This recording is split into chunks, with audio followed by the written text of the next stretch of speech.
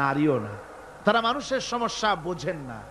তাদের কল নাই, কারখানা নাই, তাদের ক্ষেত খামার নাই, মহিষ গরু নাই, তাদের রাজনীতি নাই, তাদের ইলেকশন নাই, তাদের ভোটাভুটি নাই, তাদের কিছুই নাই। তারা শুধু আল্লাহ পাকের আজ্ঞাবহ বিরাট এক বাহিনী। তো তারা পুরুষও না, নারীও না।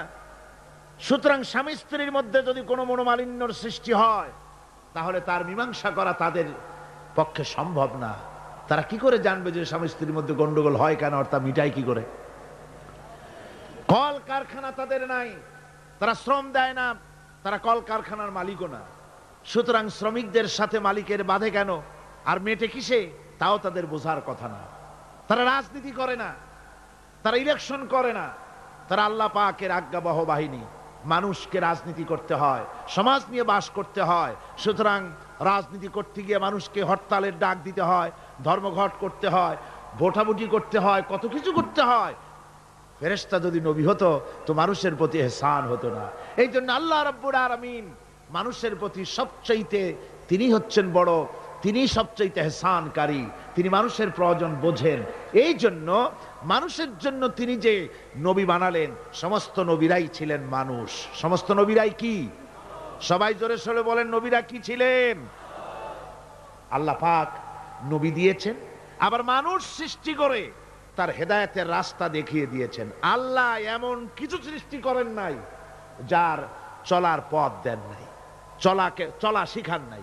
সৃষ্টি করেছেন অথচ চলা শিখান নাই, এমন কিছুই সৃষ্টি করেন নাই। যেমন আল্লাহ রাব্বুল আলামিন চোখ সৃষ্টি করেছেন দেখার জন্য। চোখ দেখার কাজ করে, কান শোনার কাজ করে। পাখিকে সৃষ্টি করে ওড়ার মতো ট্রেনিং আল্লাহ রাব্বুল আলামিন দিয়ে দিয়েছেন। মাছকে সাঁতার কাটার ট্রেনিং দিয়ে দিয়েছেন। আপনি দেখুন, আপনার বাড়ির মুরগির ডিমের থেকে বাচ্চা বেরোবার পর আপনি যদি তাকে পানির মধ্যে ছেড়ে দেন, সে চুবনি খেয়ে মরে যাবে।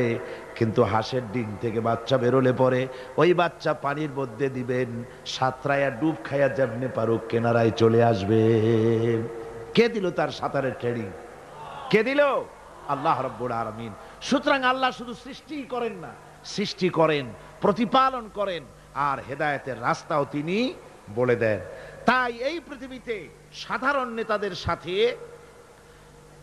আর নবীদের সাথে বিরাট পার্থক্য সূচিত হয়েছে, যেহেতু নবীদের মাধ্যমেই আল্লাহ পাক মানুষের চলার পথের দিশা দিয়েছেন। দুনিয়ার সব নেতারা কথা বলেন মস্তিষ্ক দিয়ে, চিন্তা করে কথা বলেন। আর পয়গম্বরেরা, আল্লাহ রাব্বুল আলামিন বলেছেন, মা ইয়ানতিকু আনিল হাওয়া ইন হুয়া ইল্লা ওয়াহিয়ুন ইউহা। নবী নফসকে অনুসরণ করে, প্রবৃত্তিকে অনুসরণ করে নবীজি কোনো কথা বলেন না। আমার নবী যেটা বলেন সেটা হলো ওহী। আমি যা তাকে বলতে বলি নবীজি তাই বলেন, আমার কথাই বলেন। আল্লাহ পাক গ্যারান্টি দিতেছেন, এই যে কোরআন, এই কোরআনে কারীমের ভিতরে আমার নবী যদি নিজের থেকে বানিয়ে কোনো কথা বলতেন, ওয়ালা মুতাকাওয়ালা আলাইনা বাদাল আকাবিল, নবী যদি নিজের থেকে কোনো কথা যদি রচনা করে কোরআনের মধ্যে ঢুকিয়ে দিতেন, তাহলে আমি আল্লাহ রাব্বুল আলামিন নবীজির হাতকে চেপে ধরতাম, আমি তার ডান হাতকে চেপে ধরতাম, আর তার কণ্ঠনালীকে আমি আল্লাহ রাব্বুল আলামিন কেটে ফেলে দিতাম। সুবহানাল্লাহ পড়েন। আমি তার কণ্ঠনালীকে কেটে দিতাম। তার অর্থ কি? অর্থ হলো নবীজি নিজের থেকে কোনো কথা বলেন না। নবী যা বলেন, নবীরা যা বলেন, সব কার কথা? আল্লাহ সুবহানাহু ওয়া তাআলার কথা। তাই নবীদের কাছে যত ইলম এসেছে, সমস্ত ইলম কার? জোরে বলেন, সমস্ত ইলম কার? আল্লাহ পাকের। আল্লাহর পক্ষ থেকেই তাদের কাছে ইলম এসেছে। তাই হযরত ইব্রাহিম আলাইহিস সালাম তার পিতাকে ডেকে বলেছিলেন, ইয়া আবাতি ইন্নী ক্বাদ জাআনি মিনাল ইলমি মা লাম ইয়াতিকা ফাত্তাবি'নি আহদিকা সিরাতান সাবিয়্যা।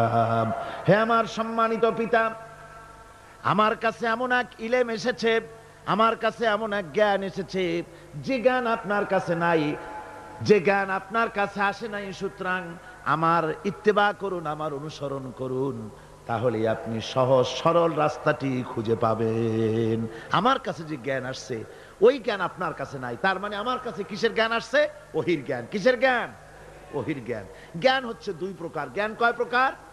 একটা হচ্ছে ওহিভিত্তিক জ্ঞান, আর একটা হচ্ছে গায়রে ওহিভিত্তিক জ্ঞান। ওহিভিত্তিক জ্ঞান হচ্ছে আল্লাহর, আর গায়রে ওহিভিত্তিক জ্ঞান হচ্ছে কার? মানুষের।